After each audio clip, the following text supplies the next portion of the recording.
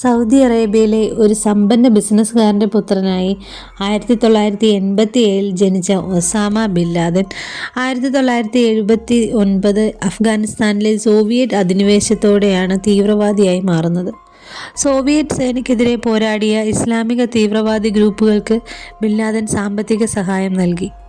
Soviet സേന 1988 അഫ്ഗാനിസ്ഥാനിൽ നിന്നും പിന്മാറിയപ്പോൾ ജിഹാദ് തുടരാൻ ബിൻ ലാദൻ അൽ-ഖ്വയ്ദ രൂപീകരിച്ചു.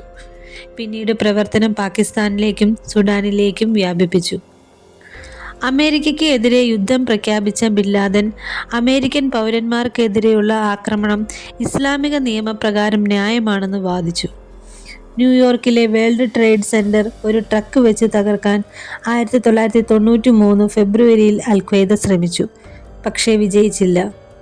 1988 ഓഗസ്റ്റിൽ കെനിയയിലെയും ടാൻസാനിയയിലെയും US എംബസികളിൽ ബോംബ് വെച്ചു.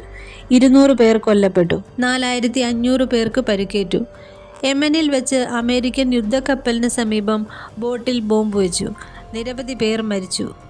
ബിൻ ലാദനെ പിടികൂടാനുള്ള നീക്കങ്ങൾ അമേരിക്ക അതോടെ ഊർജിതമാക്കി. പാകിസ്ഥാൻ മിലിറ്ററി ഇൻ്റലിജൻസിൻ്റെ സഹായത്തോടെ CIA ഒരു പദ്ധതി ആവിഷ്കരിച്ചു. 60 പേരടങ്ങുന്ന ഒരു പാകിസ്ഥാനി കമാൻഡോ സംഘം അഫ്ഗാനിസ്ഥാനിലെത്തി ബിൻ ലാദനെ പിടികൂടാനായിരുന്നു പദ്ധതി. എന്നാൽ 1999 പാകിസ്ഥാനിൽ പട്ടാള അട്ടിമറി നടന്നതോടെ ഈ പദ്ധതി ഉപേക്ഷിക്കപ്പെട്ടു. 2000 അഫ്ഗാനിസ്ഥാനിൽ ബിൻ ലാദൻ സഞ്ചരിക്കുമ്പോൾ വാഹനവ്യൂഹത്തിന് നേരെ CIA ഏജന്റുമാർ റോക്കറ്റ് ആക്രമണം നടത്തി, പക്ഷേ ബിൻ ലാദൻ രക്ഷപ്പെട്ടു. ബിൻ ലാദനെ പിടികൂടാൻ സഹായിക്കുന്ന വിവരം നൽകുന്നവർക്ക് $2.5 കോടി നൽകുമെന്ന് 2001 സെപ്റ്റംബർ 11 ആക്രമണത്തിന് ശേഷം അമേരിക്ക പ്രഖ്യാപിച്ചു. 2007 ജൂലൈയിൽ പ്രതിഫല തുക $5 കോടി ആക്കി ഉയർത്തി. അഫ്ഗാനിസ്ഥാനിൽ നിന്നും പാകിസ്ഥാൻ അതിർത്തിയോട് ചേർന്ന മലകളിലാണ് ബിൻ ലാദൻ ഒളിച്ചു കഴിഞ്ഞിരുന്നത്. ഇവിടുത്തെ തോറ ബോറ ഗുഹകളിൽ ബിൻ ലാദൻ ഉണ്ടെന്ന് 2001 സെപ്റ്റംബർ 11 ആക്രമണത്തിന് ശേഷം അമേരിക്കൻ ഇൻ്റലിജൻസ് ഏജൻസികൾക്ക് വിവരം ലഭിച്ചു. അമേരിക്കയുടെ സ്പെഷ്യൽ ഫോഴ്സിലെയും ജോയിൻറ്റ് സ്പെഷ്യൽ ഓപ്പറേഷൻ കമാൻഡോയിലെയും ബ്രിട്ടീഷ് സ്പെഷ്യൽ ഫോഴ്സിലെയും കമാൻഡോകൾ അടങ്ങുന്ന സംഘം ബിൻ ലാദനെ പിടികൂടുന്നതിനായി നിയോഗിക്കപ്പെട്ടു. CIA ഓഫീസർ കാരി ബെൻസൺ ആയിരുന്നു സംഘ നേതൃത്വം. അഫ്ഗാൻ ഗോത്രവർഗ പടയാളികളും ഇവരെ സഹായിക്കാനുണ്ടായിരുന്നു. 2001 നവംബർ 30 ഓപ്പറേഷൻ തുടങ്ങി. അൽ-ഖ്വയ്ദ ട്രെയിനിങ് ക്യാമ്പുകൾക്ക് നേരെ US സൈന്യം ആക്രമണം നടത്തി. ബിൻ ലാദൻ ചുരങ്ങളിലൂടെ രക്ഷപ്പെടുന്നത് തടയാൻ മലയ്ക്ക് ചുറ്റുമുള്ള വഴികളിൽ അമേരിക്കൻ സൈന്യത്തെ നിയോഗിക്കണമെന്ന് ബെൻസൺ അഭ്യർത്ഥിച്ചെങ്കിലും സൈനിക നേതൃത്വം ചെവിക്കൊണ്ടില്ല. മലനിരകളിലൂടെ അൽ-ഖ്വയ്ദ ഒളിത്താവളത്തിലേക്ക് കമാൻഡോ സംഘത്തെ നയിക്കാനുള്ള ചുമതല പടയാളികളെയാണ് ഏൽപ്പിച്ചത്. ബിൻ ലാദനെ പിടികൂടാൻ അവർക്ക് അത്ര താല്പര്യം ഉണ്ടായിരുന്നില്ല. ഗോത്രവർഗ പടയാളികൾ ഡിസംബർ 5 മലയുടെ അടിവാരത്തിലെത്തി. റമദാൻ മാസമായിരുന്നതിനാൽ രാത്രിയിൽ അവർ വിശ്രമിച്ചു. ഡിസംബർ 8 ആയപ്പോഴേക്കും സംഘം മലമുകളിലെത്തി. അവിടെ വെച്ച് അൽ-ഖ്വയ്ദ തീവ്രവാദികളുമായി ഏറ്റുമുട്ടലുണ്ടായി. ചില തീവ്രവാദികൾ കൊല്ലപ്പെട്ടു. ബിൻ ലാദൻ ഒളിച്ചിരിപ്പുണ്ടെന്ന് കരുതിയ ഗുഹകളിൽ ഡിസംബർ 9 ബോംബിട്ടു. എന്നാൽ ബിൻ ലാദൻ തലേ ദിവസം തന്നെ അവിടെ നിന്ന് രക്ഷപ്പെട്ടിരുന്നു.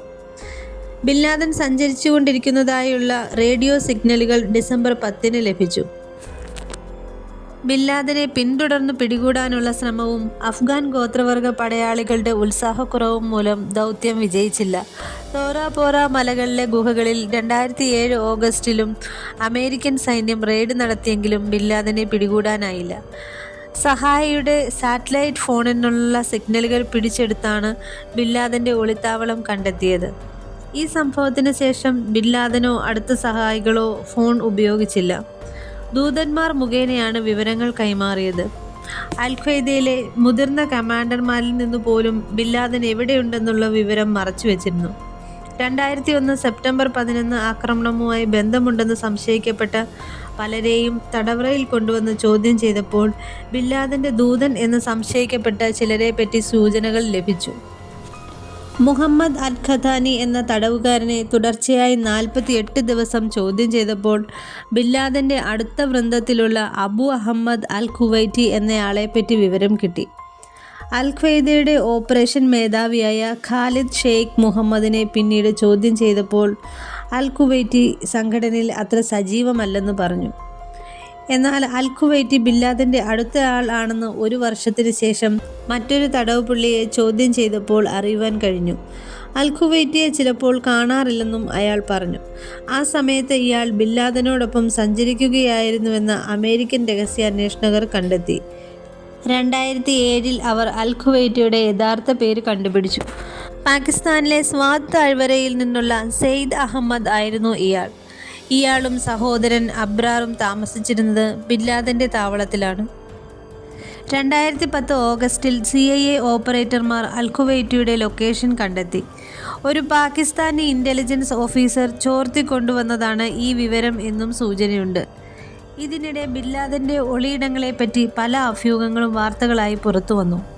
അദ്ദേഹം കൊല്ലപ്പെട്ടു എന്നുവരെ വാർത്തകളുണ്ടായി. ബില്ലാദൻ സംസാരിക്കുന്ന വീഡിയോകൾ പുറത്തുവിട്ടുകൊണ്ടാണ് അൽ ഖ്വയ്ദ അതെല്ലാം നിഷേധിച്ചത്. ബില്ലാദൻ പാകിസ്ഥാനിലെ വസീറിസ്ഥാനിൽ ഉണ്ടെന്ന് 2005 വാർത്ത വന്നു. പാകിസ്ഥാനിലെ പരാച്ചിനാറിൽ ഉണ്ടെന്ന് 2009 സൂചന ലഭിച്ചു. പാകിസ്ഥാനിലെ ചിത്രാഗൽ ജില്ലയിൽ ബില്ലാദിനെ ഇൻ്റലിജൻസ് ഏജൻസികൾ തിരയുന്നുണ്ടെന്ന് ന്യൂയോർക്ക് ഡെയിലി ന്യൂസ് റിപ്പോർട്ട് ചെയ്തു. പക്ഷേ ബില്ലാദൻ അപ്പോഴും കാണാമറയത്ത് തന്നെ. ഒസാമ ബില്ലാദിനെ പിടികൂടുകയോ കൊല്ലുകയോ ചെയ്തില്ലെങ്കിൽ അൽ ഖ്വയ്ദയെ പരാജയപ്പെടുത്താൻ കഴിയില്ലെന്ന് അഫ്ഗാനിസ്ഥാനിൽ നിയോഗിക്കപ്പെട്ട അമേരിക്കൻ സൈന്യത്തിൻ്റെ മേധാവികളിൽ ഒരാളായ ജനറൽ സ്റ്റാൻലിൻ മാർ ക്രിസ്റ്റൽ 2009 ഡിസംബറിൽ പറഞ്ഞത് അവരുടെ നിരാശയുടെ ബാഹ്യപ്രകടനമായിരുന്നു. ബില്ലാദിനെ വധിച്ച് അൽ ഖ്വയ്ദയെ തകർക്കുമെന്ന് ബരാക് ഒബാമ 2008 തെരഞ്ഞെടുപ്പ് വേദിയിൽ പറഞ്ഞിരുന്നു. ബില്ലാദിനെ പിടികൂടുകയോ വധിക്കുകയോ ചെയ്യാൻ 2011 ഏപ്രിലിൽ പ്രസിഡന്റ് ഒബാമ ഉത്തരവിട്ടു. ബില്ലാദിൻ്റെ ദൂതൻ എന്ന് സംശയിക്കപ്പെട്ട അബു അഹമ്മദ് അൽ ഖുവൈറ്റിയെ പലരുടെയും ഫോണുകൾ ചോർത്തി 2010 കണ്ടുപിടിച്ചു. അമേരിക്കൻ ഇൻ്റലിജൻസ് ഏജൻസികൾ ഇയാളെ സദാ നിരീക്ഷിച്ചുകൊണ്ടിരുന്നു. പാകിസ്ഥാനിലെ അബോട്ടാബാദിലുള്ള ഒരു വസതിയിലേക്ക് ഇയാൾ പോകുന്നതായി കണ്ടെത്തി. ബില്ലാദിൻ്റെ ഒളിത്താവളം ഇതാണെന്ന് ഇൻ്റലിജൻസ് ഏജൻസികൾ ഉറപ്പിച്ചു. പാകിസ്ഥാൻ്റെ തലസ്ഥാനമായ ഇസ്ലാമാബാദിൽ നിന്ന് 120 കിലോമീറ്റർ ദൂരമേ അബോട്ടാബാദിലേക്കുള്ളൂ.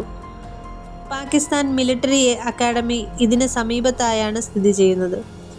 3500 ചതുരശ്ര മീറ്റർ വിസ്തൃതിയുള്ള കോമ്പൗണ്ടിലാണ് ബില്ലാദിൻ്റെ ഒളിത്താവളം സ്ഥിതി ചെയ്തിരുന്നത്. കോമ്പൗണ്ടിന് ചുറ്റും 5.5 മീറ്റർ പൊക്കമുള്ള മതിലും മുള്ളുവേലിയും ഉണ്ടായിരുന്നു. അതിനാൽ പുറത്തുള്ളവർക്ക് കോമ്പൗണ്ടിനുള്ളിലുള്ള കാര്യങ്ങൾ അറിയാൻ കഴിയുമായിരുന്നില്ല. പ്രധാന കവാടത്തിൻ്റെ 3-ാം നിലയിലുള്ള ബാൽക്കണി പ്രത്യേകം മതിൽ കെട്ടി മറച്ചിരുന്നു. അവിടേക്ക് ടെലിഫോൺ, ഇൻ്റർനെറ്റ് കണക്ഷൻസ് ഒന്നും ഉണ്ടായിരുന്നില്ല. അയൽക്കാർ കരുതിയിരുന്നത് വസീറിസ്ഥാനിൽ നിന്നുള്ള ഒരാളാണ് ഇതിൻ്റെ ഉടമ എന്നാണ്. ബില്ലാദിൻ്റെ വാസസ്ഥലം സ്ഥിരീകരിക്കപ്പെട്ടതോടെ CIA ഏജന്റുമാർ സമീപത്തുള്ള ഒരു കെട്ടിടം പോളിയോ വാക്സിനേഷൻ പ്രവർത്തകർ എന്ന പേരിൽ വാടകയ്ക്കെടുത്തു.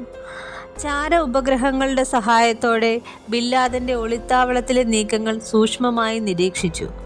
പാക് ഇൻ്റലിജൻസ് ഏജൻസികളിൽ നിന്ന് വിവരം മറച്ചുവെച്ചു. ഒളിസങ്കേതത്തിൽ താമസിക്കുന്നത് ബില്ലാദിൻ തന്നെയെന്ന് ഉറപ്പുവരുത്താനുള്ള ശ്രമമായി പിന്നീട്. ഇതിനായി ബില്ലാദിൻ്റെ കുടുംബാംഗങ്ങളിൽ നിന്ന് ആരുടെയെങ്കിലും DNA ശേഖരിക്കുന്നതിൽ അബോട്ടാബാദിൽ ഒരു വ്യാജ വാക്സിനേഷൻ ക്യാമ്പ് സംഘടിപ്പിച്ചു. ഷക്കീൽ അഫ്രീദി എന്ന പാകിസ്ഥാൻ ഡോക്ടറെ CIA ഇതിനായി റിക്രൂട്ട് ചെയ്തു. ബില്ലാദിൻ്റെ സഹോദരി 2010 ബോസ്റ്റണിൽ മരിച്ചിരുന്നു. ഇവരുടെ DNAയുമായി ബില്ലാദിൻ്റെ മക്കൾ ആരുടെയെങ്കിലും DNA ഒത്തുനോക്കാൻ ആയിരുന്നു പ്ലാൻ. അബോട്ടാബാദിലെ ചില ആരോഗ്യ പ്രവർത്തകർ ബില്ലാദിൻ്റെ കുട്ടികൾക്ക് ചില പോളിയോ വാക്സിൻ നൽകിയിരുന്നു. ഡോക്ടർ ഷക്കീൽ അഫ്രീദി ഇവരെ പണം നൽകി വശത്താക്കി. ഇതിലൊരു നേഴ്സ് ബില്ലാദിൻ്റെ വീട്ടിൽ വാക്സിൻ നൽകാൻ എത്തി. ഡോക്ടർ കോമ്പൗണ്ടിൻ്റെ പുറത്ത് കാത്തുനിന്നു.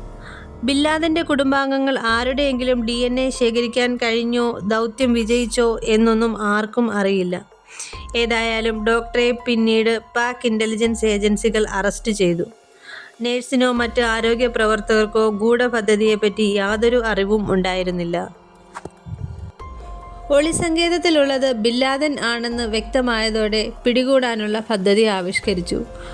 ഓപ്പറേഷൻ നെപ്റ്റ്യൂൺ സ്പിയർ എന്നാണ് ഇതിന് പേരിട്ടത്. തങ്ങൾ സമാഹരിച്ച വിവരങ്ങൾ എല്ലാം CIA joint special operations commando മേധാവി വൈസ് അഡ്മിറൽ വില്യം എച്ച് മാക്രേവിന് 2011 ജനുവരിയിൽ കൈമാറി. ഓപ്പറേഷന് പലവിധ ഓപ്ഷൻസ് പരിഗണിച്ചു. ഹെലികോപ്റ്റർ ഉപയോഗിച്ച് റെയ്ഡ് നടത്താമെന്നും സ്റ്റെൽത്ത് ബോംബുകൾ ഉപയോഗിച്ച് ആക്രമിക്കാമെന്നൊക്കെ ആലോചനയുണ്ടായി. ഓപ്പറേഷനിൽ പാകിസ്ഥാൻ സൈന്യത്തെ സഹകരിപ്പിക്കാമെന്നും ഒരു ഘട്ടത്തിൽ നിർദ്ദേശം വന്നു. എന്നാൽ പാകിസ്ഥാനെ ഈ കാര്യത്തിൽ വിശ്വസിക്കാനാവില്ലെന്ന് വിലയിരുത്തി ആ നിർദ്ദേശം തള്ളി. വൈകിയാൽ വിവരങ്ങൾ ചോരാൻ സാധ്യതയുള്ളതുകൊണ്ട് എത്രയും പെട്ടെന്ന് ഓപ്പറേഷൻ നടത്തണമെന്ന് ഒബാമ നിർദ്ദേശിച്ചു. കമാൻഡോ ഓപ്പറേഷന് റിസ്ക് കൂടുതൽ ആയതിനാൽ ബിൻ ഒളിസങ്കേതത്തിൽ ബോംബിടാൻ ആയിരുന്നു ആദ്യത്തെ തീരുമാനം. എന്നാൽ CIA ഇതിൽ ചില സംശയങ്ങൾ ഉന്നയിച്ചു.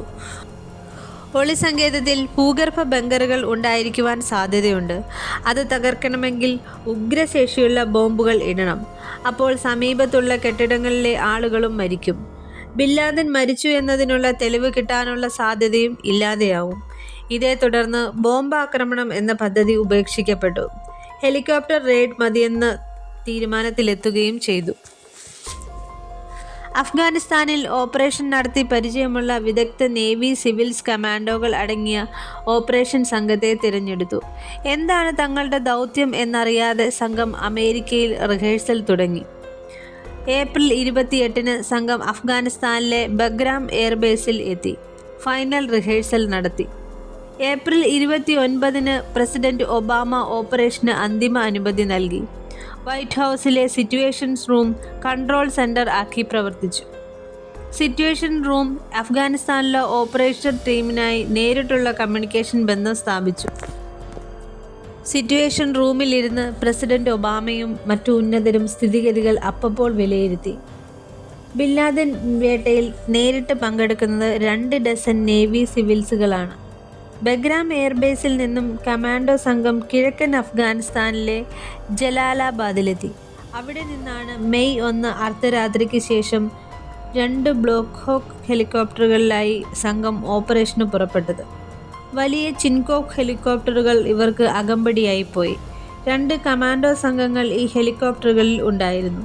പാതി വഴി പിന്നിട്ട ശേഷം വിജന സ്ഥലത്ത് ഇറങ്ങി കാത്തുനിന്നു. ഓപ്പറേഷൻ സംഘത്തിന് നേരെ പാകിസ്ഥാൻ സൈന്യത്തിൻ്റെ ആക്രമണം ഉണ്ടായാൽ തിരിച്ചടിക്കുകയായിരുന്നു ഇവരുടെ ദൗത്യം. ചെറിയ നിലാവുള്ള രാത്രിയിൽ റഡാറുകളുടെ കണ്ണിൽപ്പെടാതെ താഴ്ന്നു പറന്ന ബ്ലാക്ക് ഹോക്ക് ഹെലികോപ്റ്ററുകൾ 90 മിനിറ്റ് കൊണ്ട് അബോട്ടാബാദിലെത്തി.